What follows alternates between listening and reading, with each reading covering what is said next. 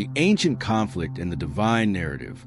Welcome to Divine Destiny, a deep dive into the sacred text history and the promise of Allah regarding the land at the heart of the world's attention, Palestine. This isn't just a political issue, it's a divine narrative, and understanding it requires looking beyond the news and deep into the Quran.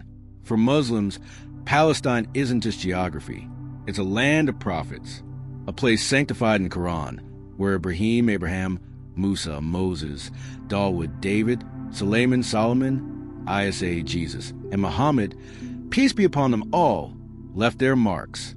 It's where Al-Aqsa stands, mentioned in Surah Al-Isra, where the prophet ascended to the heavens on a miraculous night journey. Glory be to him who made his servant travel by night from the sacred mosque to the farthest mosque, whose surroundings we have blessed. Surah Al-Isra 17:1. That blessed land isn't metaphorical. Allah mentions it repeatedly in the Quran, speaking of his favor upon it, from divine mercy to historical tests.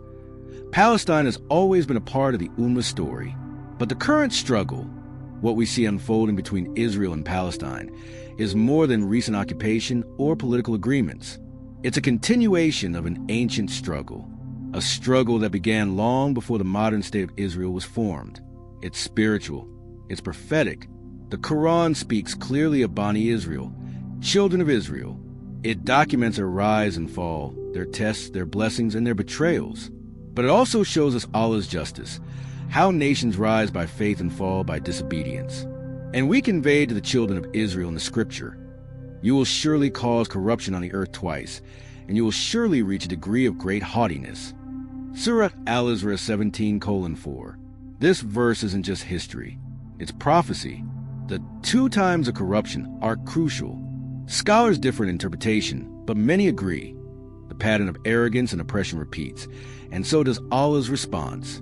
It includes destruction, humility, and the rise of a believing people to reclaim justice. And here's the foundation of hope for every believer. Allah's promise never fails.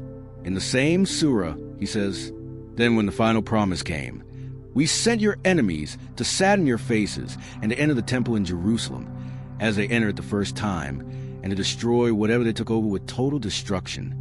17:7. This destruction, scholars say, refers to a future time when the oppressors will be humiliated and justice will prevail. That's not a political prediction. That's the word of Allah. What we're witnessing now may look like defeat, but history with Allah always begins with a test. Just as the Israelites were once oppressed under Pharaoh before Musa led them out, so too have Palestinians been living under oppression for decades. But remember, oppression never lasts with Allah. The Quran teaches us not to despair. This isn't a story about the victory of tyrants. It's about purification, resistance, and divine timing. Allah tests those he loves, and he honors them with roles in history. Stay with us, because in part 2, we dive deeper into the Quran's powerful prophecies, the resilience of the righteous, and how Allah's plan unfolds through even the darkest moments. Quranic prophecy and the rise of the righteous. In the first part of this series, we laid the foundation, how the conflict over Palestine is not just political, but deeply rooted in divine prophecy. Now in part 2, we uncover the Quranic blueprint of what happens when corruption spreads, arrogance rises, and injustice reaches its peak. The Quran doesn't speak vaguely. It shows patterns that repeat across civilizations. One of those patterns is found in the journey of Bani Israel, how Allah raised them, tested them, and warned them. Let's revisit this verse. And we convey to the children of Israel in the scripture, you will surely cause corruption on the earth twice, and you will surely reach a degree of great haughtiness. Surah Al-Isra 17:4. This verse isn't just a warning, it's a timeline. It indicates 2 great episodes of corruption, fasad. Some scholars interpret the first as historical, the disobedience during the time of the prophets. The second, many believe we are living through it now. After this, Allah mentions a powerful response. So when at time of promise came for the first of them, we sent against you servants of ours, those of great might, and they probed even into the homes, and it was a promise fulfilled. 17:5. These servants of ours were not prophets. They were ordinary people raised by Allah to bring justice. This is a divine method. When corruption reaches a tipping point, Allah sends forth unexpected helpers. This is echoed elsewhere in the Quran. And we wanted to confer favor upon those who were oppressed in the land, and make them leaders and make them inheritors. Surah Al-Qasas 28:5. Subhanallah, this verse was about the oppressed Israelites under Pharaoh. But the lesson is universal. Allah chooses the downtrodden and elevates them. Those under occupation, those with their homes demolished, those burying their children under rubble, they are not forgotten. Every rocket, every bullet, every injustice is seen by the one who sees all. And the believers? They are not helpless. The Prophet Muhammad said, "You will certainly fight the Jews until one of them hides behind a rock, and the rock will say, 'O Muslim, O servant of Allah, there is a Jew behind me. Come and kill him.'" Sahih Muslim. This hadith is often misunderstood. It isn't calling for blanket hatred. It's prophecy about a specific battle involving oppression and a final reckoning. It speaks of a time where truth will become so manifest, even nature will testify. And here's where hope rises. The people of truth always prevail, not because they are many, but because Allah is with them. In the Quran, Allah says, "Do not think that Allah is unaware of what the wrong deeds do. He only delays them until a day when eyes will stare in horror." Surah Ibrahim 14:42. This delay isn't abandonment. It's divine timing. It's Allah giving everyone, oppressors and believers alike, a chance to act, repent, and rise. And who are the believers who will rise? They are not always armies or politicians. Sometimes they are just ordinary souls with extraordinary faith. Those who pray Fajr in darkness. Those who fast under siege. Those who speak truth when it's dangerous. The Prophet said, "A group of my Ummah will continue to be upon the truth, victorious, unharmed by those who oppose them, until the command of Allah comes." Sahih Bukhari. Many scholars believe this refers to the people of Al-Quds, Jerusalem. They stand as a beacon of resistance and prophecy. So as we see the images, hear the cries, and watch the battles, remember, this is not chaos. This is the unfolding of a divine script, a test, a trial, and soon, a triumph. In Part 3, we'll focus on the spiritual power of Al-Aqsa, the role of the Ummah, and why this land continues to be the heart of global tests. Shall I continue with Part 3? Al-Aqsa, the heart of the Ummah and the spirit of resistance. We've explored the divine pattern of corruption and justice in the Quran, and how Allah raises his servants in response to oppression. Now in Part 3, we focus on the spiritual heart of this conflict. Masjid Al-Aqsa, the farthest mosque, the gateway to the heavens, and a symbol of resistance that lives in every believer's heart. Al-Aqsa is not just a structure of stone. It is a living legacy of Tawhid, of the oneness of Allah. It's where the Prophet Muhammad led all the prophets in prayer. It's the only mosque besides Mecca and Medina that was honored directly in the Quran. Glory be to him who made his servant travel by night from the sacred mosque to the farthest mosque, whose surroundings we have blessed. Surah Al-Isra 17:1. This verse isn't just historical. It's emotional. It tells us Allah personally sanctified this land. He blessed not only the mosque, but its surroundings. And that blessing doesn't fade with time or occupation. It remains, waiting to be honored again by the Ummah. The Prophet didn't just pray there. He ascended to the heaven from there during Al-Isra wal Miraj. What other place on earth can claim such an honor? And yet today, this sacred space is defiled, raided, and violated. Its worshippers beaten, its floors stained with tears and blood. But know this, no injustice goes unnoticed by Allah, and no honor once bestowed by him is ever erased by tyrants. The Prophet once said, "A group from my Ummah will remain steadfast upon the truth, defending Al-Quds and its surroundings until the hour is established." Musnad Ahmad. This hadith gives us clarity. The struggle for Al-Aqsa isn't just political or military. It is deeply spiritual. The people of Al-Quds aren't just fighting bullets. They're defending the soul of the Ummah. And what's more, the responsibility doesn't lie only with them. It lies with all of us. The Prophet told us to visit Al-Aqsa and pray there if we can. And if we can't, then send oil to light its lamps. Sunan Abi Dawud, even sending oil, even a small act, that's enough to gain reward. That's enough to be counted among its supporters. But support isn't just financial.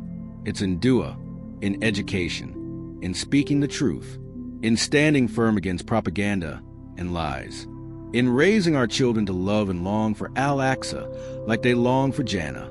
Because in many ways, Al-Aqsa is a mirror of our Iman. When the Ummah is strong in faith, Al-Aqsa is honored. When we fall into division and heedlessness, it is occupied.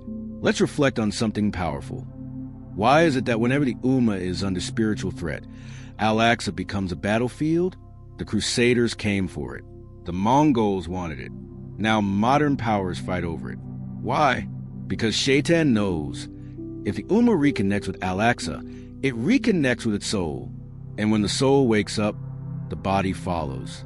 And when the Ummah rises spiritually, no army, no system, no tyrant can stop it. So the real question is, what role will you play? Will you be among those who forget it until Ramadan? Or among those who carry it in their hearts every day?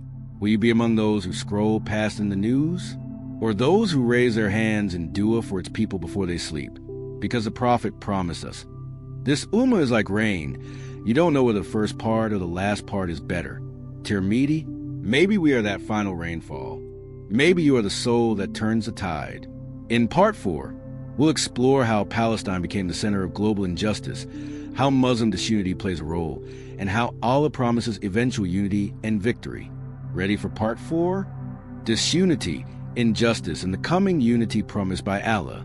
We've traveled through the Quranic blueprint of divine justice and looked deep into the spiritual weight of Al-Aqsa. But now we must ask, why does Palestine continue to burn while the Muslim world remains silent, divided, and distracted? The answer lies not only in politics, but in prophecy. The Prophet Muhammad warned us, nations will gather against you as people gather around a feast.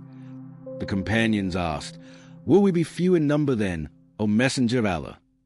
He replied, no, you will be many, but you will be like the foam of the sea. Allah will remove the fear of you from the hearts of your enemies and will cast one into your hearts. They asked, what is one?